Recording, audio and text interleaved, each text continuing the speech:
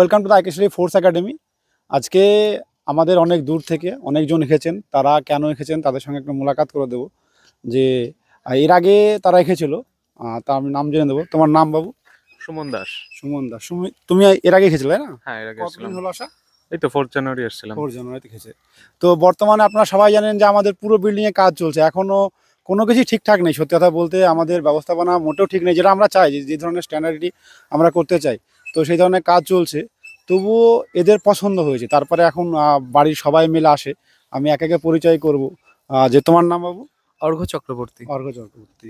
আচ্ছা, তুমি কি প্রথম আসলে? হ্যাঁ, আমি প্রথম। কেমন লাগলো তোমার?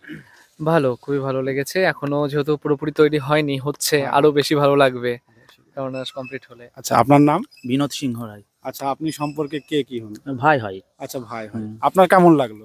না ভালো লাগছে, লোকেশনটা কেমন লেগেছে? সুন্দর, ভালো। তো ইনি বলেছেন আমি সামনে যাবো আরো পরিচয় করতে। তোমার নাম? সুনন্দিতা চক্রবর্তী। চক্রবর্তী। আচ্ছা, তোমার কেমন লেগেছে? পরিবেশটা ভালো, ঠিকঠাক, মানে পড়াশোনার জন্য একদম সঠিক পরিবেশ বলে মনে হচ্ছে।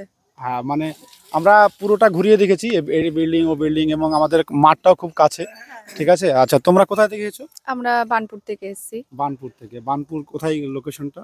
গেদে বানপুর। গেদে বানপুর, মানে একদম বর্ডারের ধারে। হ্যাঁ, এখান থেকে অনেকটা দূর।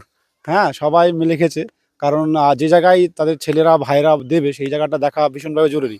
তো আপনাদেরকেও বলবো, আপনারা যারা ভাবছেন তারা একবার দেখে যান এখানে কেমন লোকেশন। কারণ পড়াশোনার জন্য সবথেকে সাইলেন্ট পরিবেশ থাকা দরকার, এবং আশপাশের পরিবেশটা এতটাই সুন্দর যে সবার পছন্দ হয়ে যায়।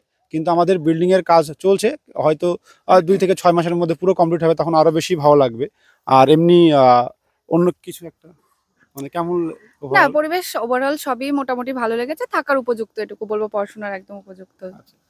আচ্ছা কাকিমা, আপনার নাম? শম্পা দাস। আচ্ছা আচ্ছা, ইনি গেছেন।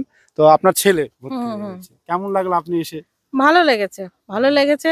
এবং আমরা দেখতে আসলাম যে কোন পরিবেশে দিচ্ছি ছেলেকে, সেটা দেখতে হবে না? ওই জন্য আমরা গার্জিয়ান পক্ষ থেকে এসেছি, যে একটু দেখে শুনে নিয়ে যাই, যে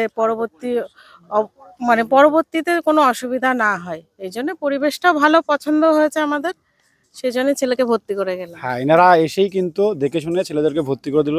এনাদের দুজন আছে। আপনার নাম? আমার নাম সরস্বতী চক্রবর্তী। আচ্ছা, আপনার আমার ছেলে এসছে। আচ্ছা, ছেলে গেছে।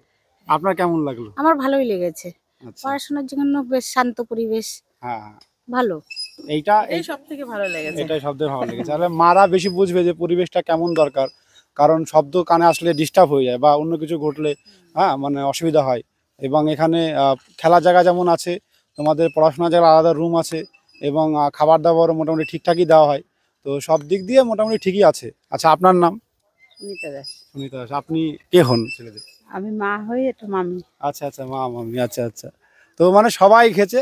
আমাদেরও খুব ভালো লাগলো আপনাদেরকে পেয়ে, যে আপনারা এত দূর থেকে এসেছেন। ঠিক আছে।